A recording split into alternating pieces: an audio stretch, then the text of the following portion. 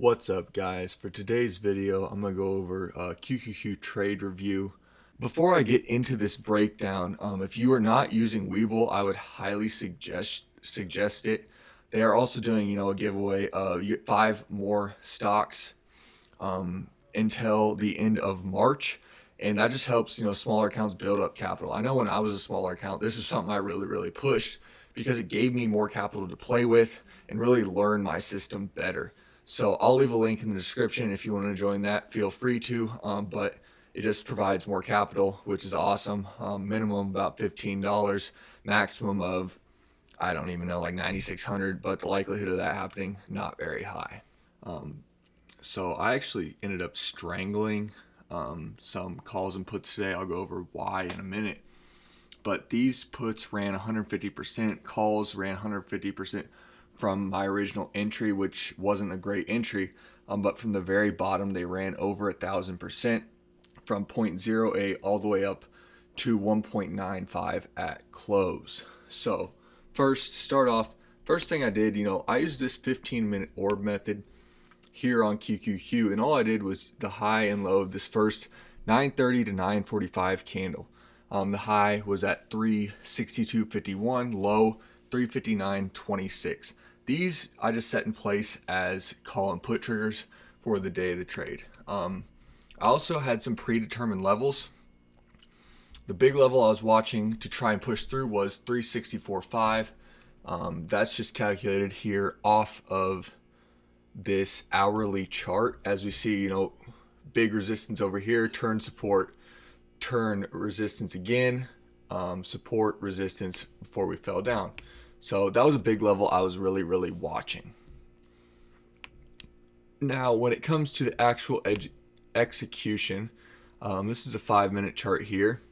And all I did was use those levels plus an intraday level plus a pattern to really, get these really good gains. 50%, very simple method. So I'm going to go over that now. 2 yellow lines were my call and put triggers established by the ORB method. But where I ended up taking this strangle, and the strangle that I had in place was 0 DTE, so today's expiration, 359 puts, and 363 calls.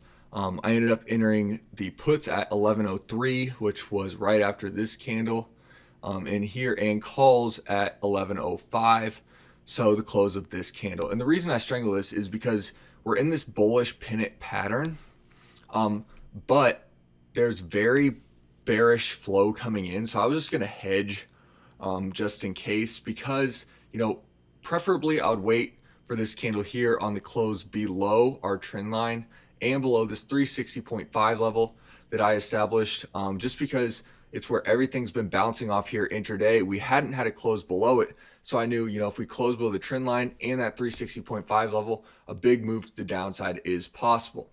I actually missed a really good opportunity to enter into puts here at this very big bearish engulfing candle, very high volume as well. So this also showed me that, sellers are in control, but we are in an uptrend. So that's ultimately why I hedged my position using that strangle method.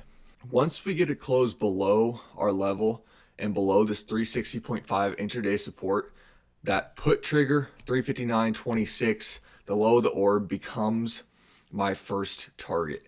As we see here, it took a little bit of time, but once we got that close below, got a nice drop down, and these are 150%. They went from, I bought in at 0.6, they ran to high where I sold 1.5. I think they ended up running to 1.7 area, but I sold at 1.5. 150% gains, can't be unhappy with that. And then on the other hand, I held those calls because I was already up net $30, right?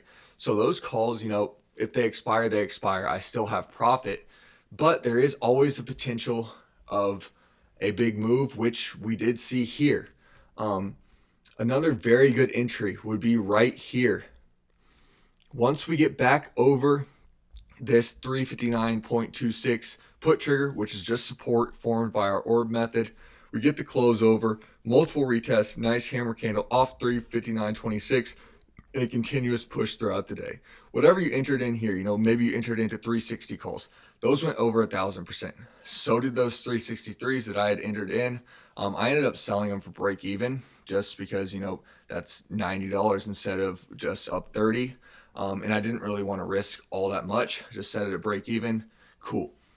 But using patterns, using the ORB, and intraday support levels can really, really help when it comes to QQQ and SPY. As we see, we did finally get that push up to 364.5, which was my original price target to the upside. So I like that a lot. When entering down here at this 359.26, my first target would have been that 360.5 level, right? This was key intraday support.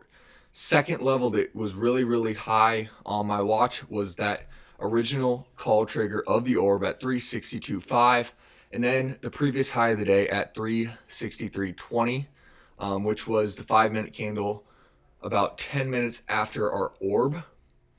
And then would be the 364.5 level established using that 1 hour time frame.